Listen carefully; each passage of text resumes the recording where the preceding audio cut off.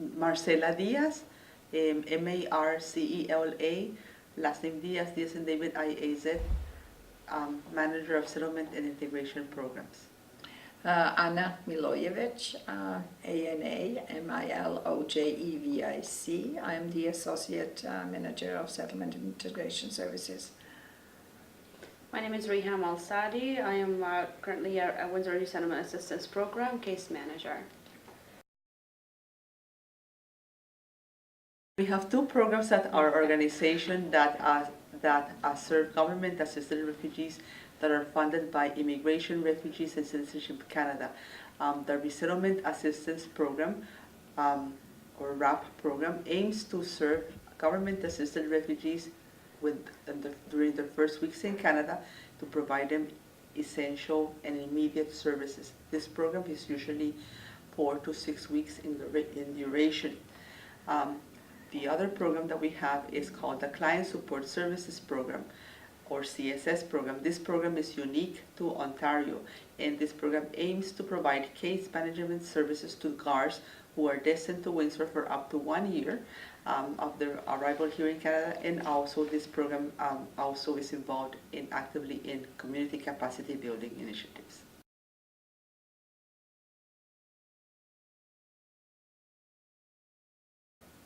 Definitely.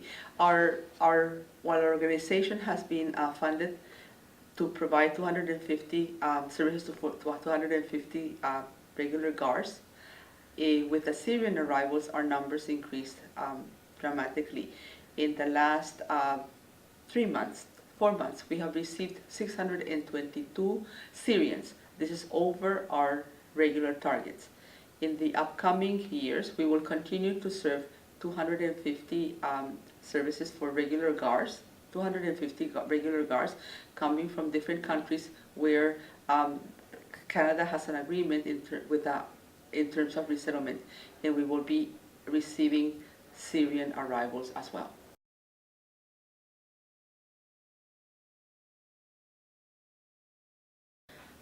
The services within the Multicultural Council, in terms of the culture shock, all of the Syrian refugees particularly, or other even refugees, come into a new community. So they are unaware of the services that are here.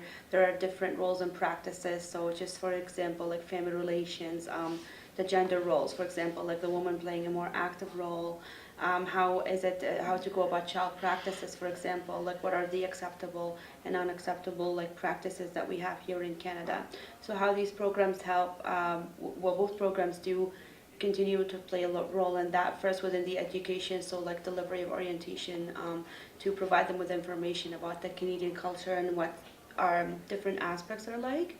And then continue on, for example, like with the CSS program, depending on their needs, what are the challenges that they may have, whether that's their awareness of the services in the community, that being practices like family relations, even health or services, or other like mental health services if they want to navigate such a system.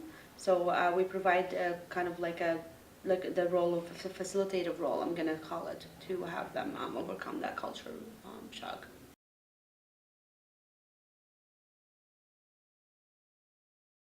So that's actually what we do in the RAP program, or the Resettlement Assistance Program. As a case manager, we work with them in the first, I'm gonna say 6 to 8 weeks, starting with the reception. So we do welcome them in the airport, and then we take them to their temporary accommodation.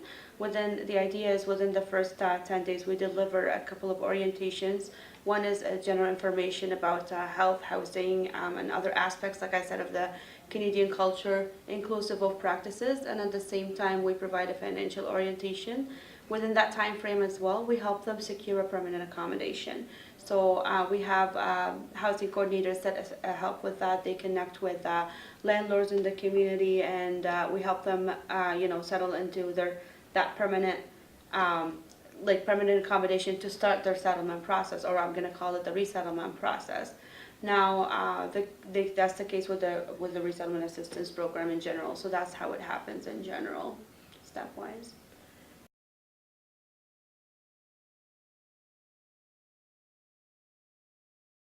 A lot of them come and they do actually Do start their phone service, like I'm gonna say almost immediately, but we are the point of contact like in the very beginning of the process. So as the multicultural counselor, as their case manager, we are the contact, I Yes. would say to that. So we accompany the Marcela. clients, for example, to open for their SIN account, or we have a partnership also with Service Canada, in which Service Canada will come to the temporary accommodation for opening their SIN card.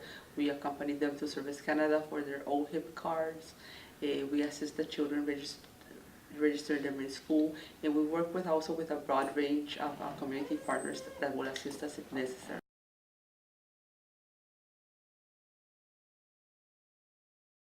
I'm gonna say the very first and the toughest challenge is that meaning of safety for them, really. So when they very first like arrive, a lot of them say, "Finally, I'm safe." You know, they're coming back from a work complication or even a situation where they're unable to, most likely unable to return back to their communities because their communities no longer exist. So, sorry. So when the toughest challenges are like really to redefine that they are safe here right now, they are safe in Canada.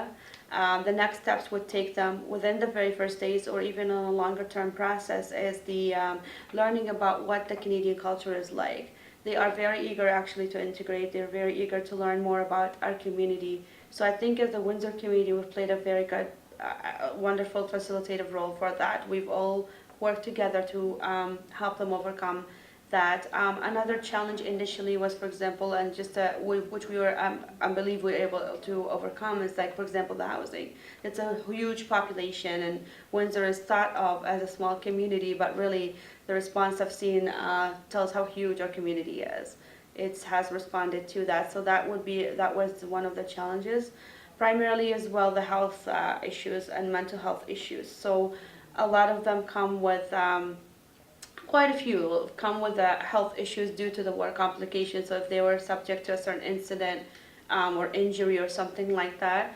On the other aspect of mental health, if they come either diagnosed or not, you know, with the idea of post-traumatic stress, really thinking back, like, is there hope? You know, a lot of them lost that hope per se to go back to their community. So helping them kind of address that, I'm gonna say, would be something that we are helping them, but it will take a longer time. It will take a longer response time for that.